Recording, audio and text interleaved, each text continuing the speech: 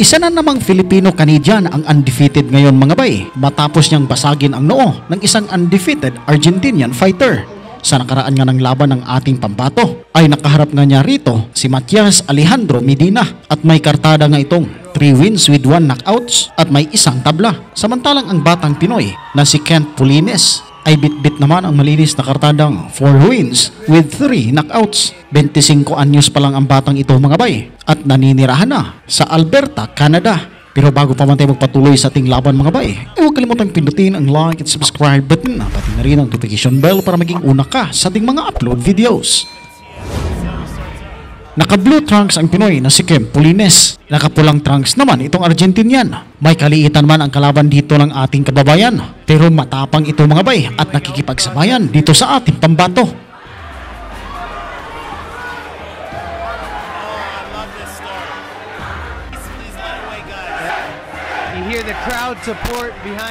Segundo pa nga lang nakakalipas dito sa round 1 ay mabibigat na lambayog na ang binibitawan ng dalawa at talagang itong dayong Argentinian ay may gustong patunayan doon sa Canada.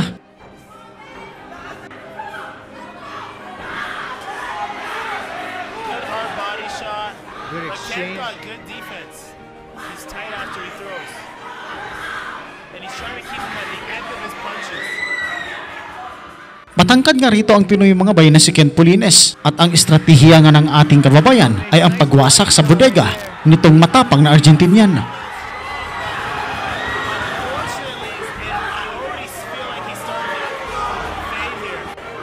think the body work is starting to do Molina's some favors. Kent's doing everything right here. Taking advantage, going to the body. Keeping his distance.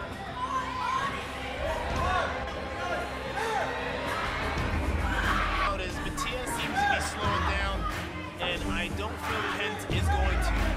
At least not yet. Those body shots right there might help.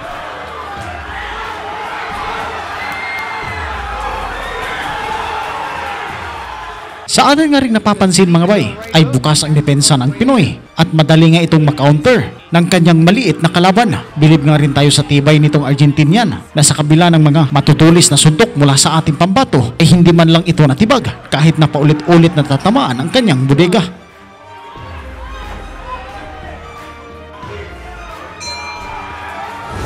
Pasok na nga tayo dito sa pangalawang yugto ng kanilang sagupaan at talagang hindi nagpapalupig itong Argentinian kung sa sundutan lang ng suntok ang pag-uusapan. Sa pagkakataong napapasandal sa lupid itong kalaban ay nagagawa nito ng paraan para makawala sa pamamagitan ng pag-counter sa mga binibitawang suntok ni Kabayan. Matias is swinging hard and he came to fight. Swinging hard and he's landing. Just Kent is taking it, no problem. Yeah, and giving it back. He doesn't even have the power to do too much damage. Maiksi nga lang talaga ang mga galamay nitong si Matias Medina. Kaya kahit masipag itong magbato ng suntok ay iilan nga lang rito ang umaabot sa mukha ni Kent Polines. Pero kung nagkataon siguro mga bay na magkasigtangkad lang itong dalawang fighters ay baka mahirapan nga rin dito ang ating kababayan dahil sa pagka-agresibo nitong kanyang katunggali at hindi man lang tinatablan sa mga mabibigat na suntok na binibitawan ni Kent Polines.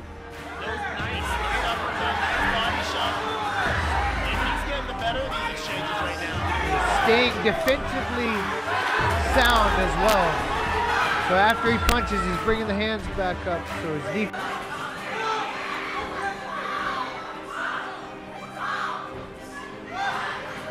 Came to fight.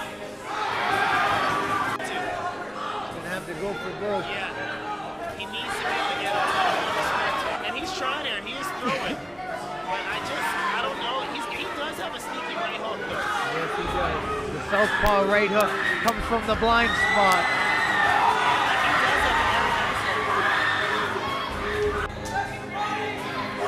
But he's against the ropes right now.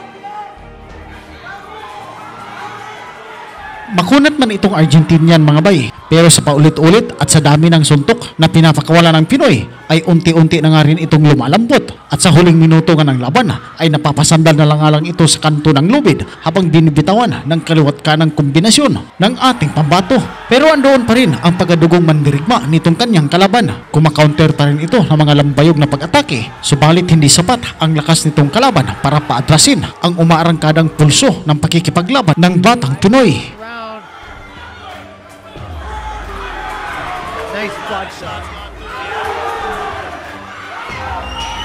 Ken's starting to wear him, and Matias isn't going nowhere. And he's still landing. Matias is That's tough. Came to fight.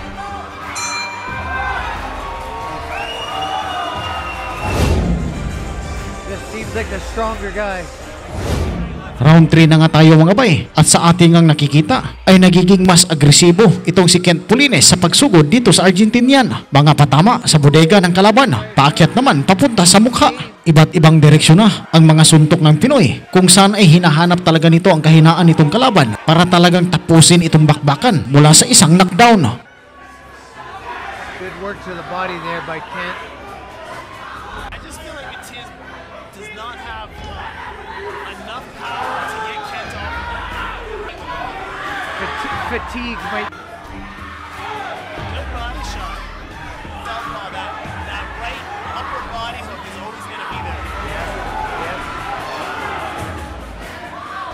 Nice little exchange. Both guys landed some punches there.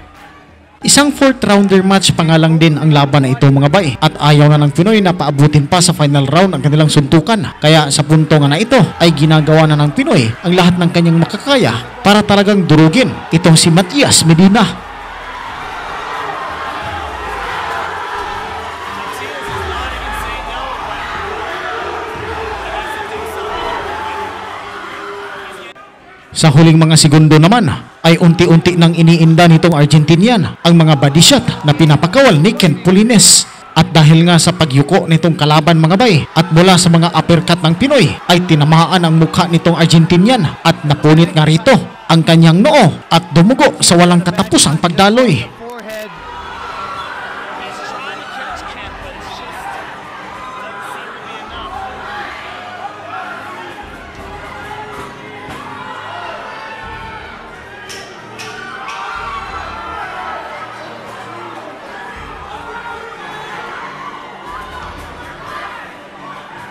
Matias coming back. There's no quitting. Pero bago pa man magumpisa ang round 4 mga bay ay hindi na pumagitna ang kalaban ng Pinoy at dito nga'y sumuko na ito dahil sa lubha ng pagkapunit ng kanyang noo. Kung kaya naman sa bakbaka na ito mga bay ay panalo ang Filipino-Canadian na si Kent Polines by technical knockout sa round 3. Dito nga rin mga bay ay umakyat na ang kartada ng ating kababayan sa 5 wins with 4 knockouts. Daghang salamat mga bayat hanggang sa dulo, hindi pa rin kayo bumibitaw. Nais ko pong malaman ang inyong reaksyon sa ating video. Pag-comment na po sa baba at mabasahin po natin yan. Daghang salamat at sa Diyos ang lahat ng papuri.